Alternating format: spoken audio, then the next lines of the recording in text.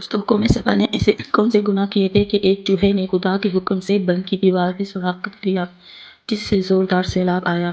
سبا عرب کا ایک قبیلہ تھا۔ اس کی آب و ہوا اور زمین اس قدر لطیف و پاکیزہ تھی کہ وہاں نہ مچھر تھا، نہ مکھی، نہ سانپ۔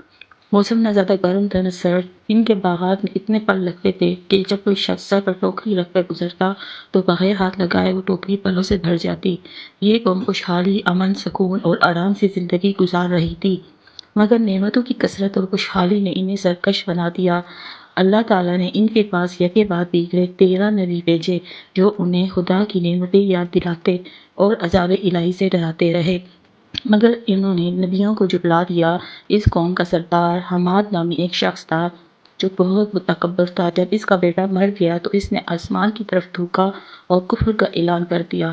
وہ دوسروں کو بھی کفر کی دعوت دینے لگا اور انکار کرنے والوں کو قتل کر دیتا تھا۔ وہ خدا کے نبیوں کی بے ادبی کرتا اور کہتا، اپنے رب سے کہو کہ اپنی نعمتیں ہم سے چھین لے۔ جب حماد اور اس کی قوم کا تکبر اور سرکشی حد سے بڑھ گئی تو اللہ تعالیٰ نے ان پر سیلاب کا عذاب بھیجا۔ ملکہ بلقیس نے بستی کے کنارے پہاڑوں کے دامن میں بند باندھ کر 3 بڑے تالاب بنائے تھے۔ خدا کے حکم سے ایک چوہے نے بند میں سوراخ کیا جو بڑھتے بڑھتے بڑا شگاف بن گیا، حتیٰ کہ بند ٹوٹ گیا اور زوردار سیلاب آیا۔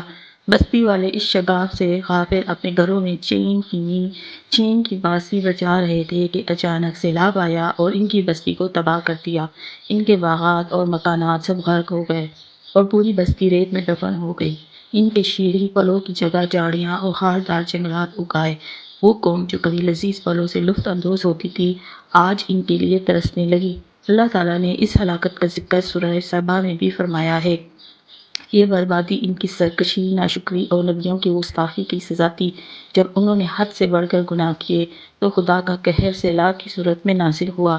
واقعی نیکی آبادی ہے اور بدی بربادی، اس لیے ہر نعمت یافتہ قوم لازم ہے کہ خدا کا شکر ادا کرے اور گناہوں سے بچتی رہے، ورنہ کہیں دیر نہ ہو جائے اور عذاب نہ آ جائے۔